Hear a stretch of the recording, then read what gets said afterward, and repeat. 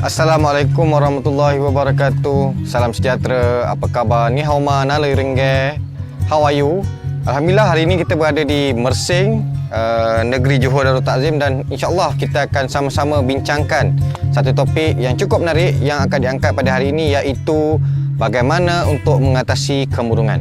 Tuan-tuan, saudara-saudari, datuk-datuk, datin-datin, pertama sekali sebelum kita mengatasi kemurungan, kita perlu tahu apakah beberapa tanda yang menunjukkan seseorang itu boleh mengalami kemurungan. Yang pertama, tuan-tuan, saudara-saudari, mereka ini mengalami gangguan tidur ataupun boleh tidur dalam masa yang berlebihan.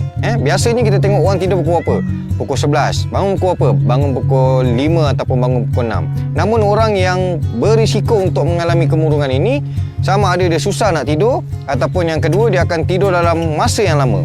Yang kedua, dia susah nak urus keadaan diri dia sendiri. Dari segi raut muka, kita boleh tengok rambut yang kusut masai, jambang yang tidak terurus, misai yang panjang ataupun misai yang tidak terurus. Itu yang kedua. Dari segi penampilan, baunya, dari segi giginya yang tidak digosok. Biasanya orang yang sihat sejahtera ni, gigi dia macam jagung, lawa tersusun kan.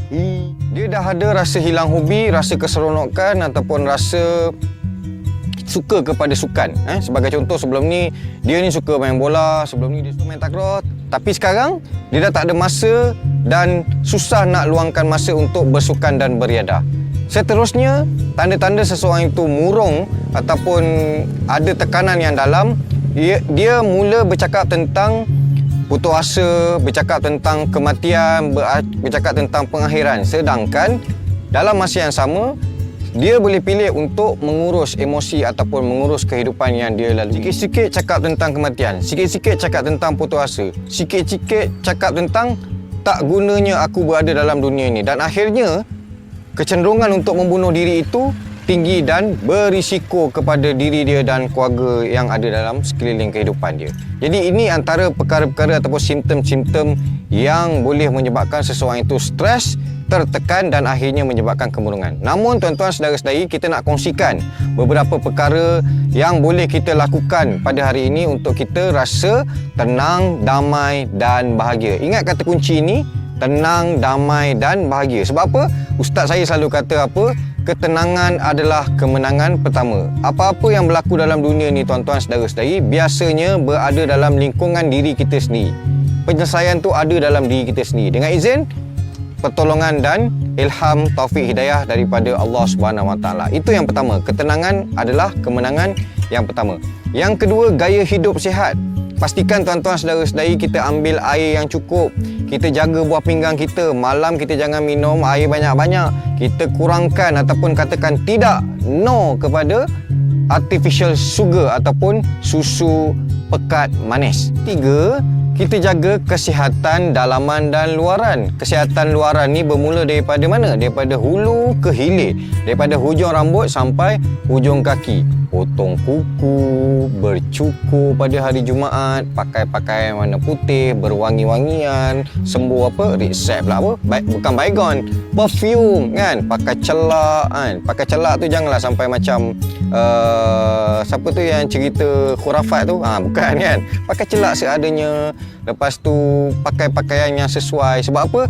Ada teori kata apa? Orang yang gembira dan selesa dengan diri dan hidup dia, biasanya dia pakai kasut yang betul.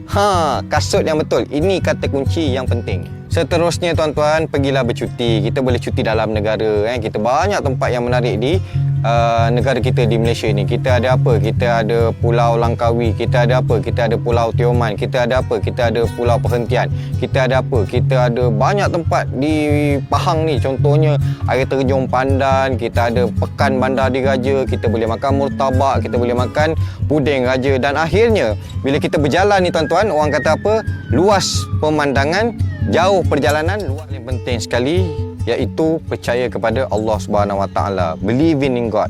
Selalulah berdoa, Allahumma salli ala Sayyidina Muhammadin al-Fatih lima ughliqa wal khatimi lima sabaq wan nasiril haqqo bil haqq wal hadi ila siratikal mustaqim wa ala alihi washabihi haqqa qadrihi wa miqdaril azim ya rabbal alamin. Supaya apa? Supaya kita ni dibukakan pintu hidayah, dibukakan jalan, diberikan taufik hidayah untuk kita jadi lebih baik daripada sebelumnya.